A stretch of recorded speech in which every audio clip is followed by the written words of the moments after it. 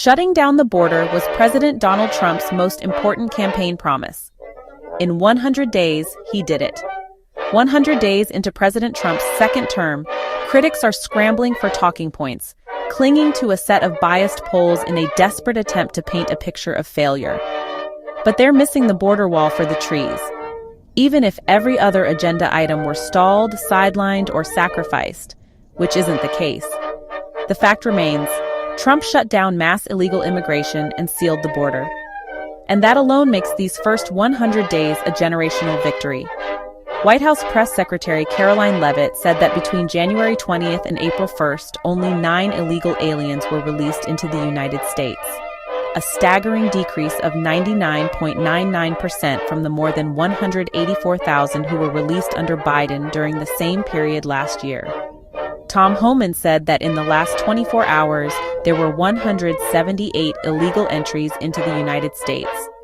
Notably, according to Homan, the United States averaged 15,000 illegal entries daily under President Joe Biden. In fact, the border has been so effectively sealed that even seasoned reporters are struggling to find migrants to report on. If Fox were to send me down there right now, I would have trouble finding a single migrant on camera, Fox News' Bill Melligan said in March. CBS News' Camilo Montoya Galvez said, "Typically, when we go to the U.S.-Mexico border, we at least see one group of people who are trying to cross into the U.S. illegally. We did not see a single migrant."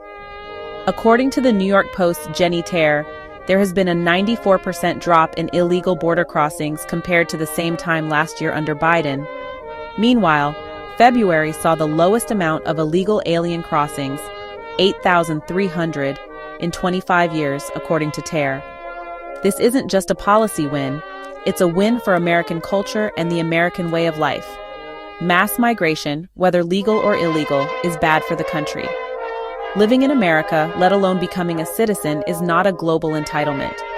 It belongs to the American people.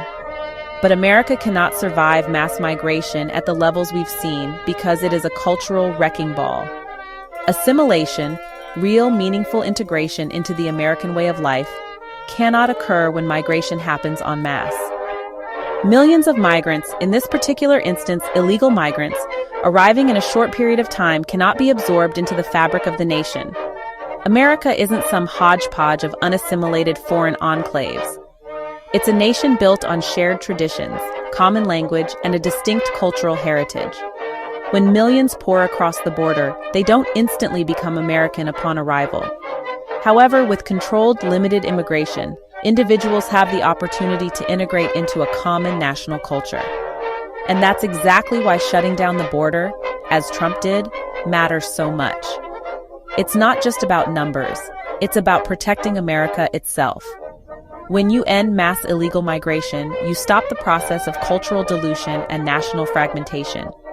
You give your institutions, your communities, and the American people the breathing room to stabilize.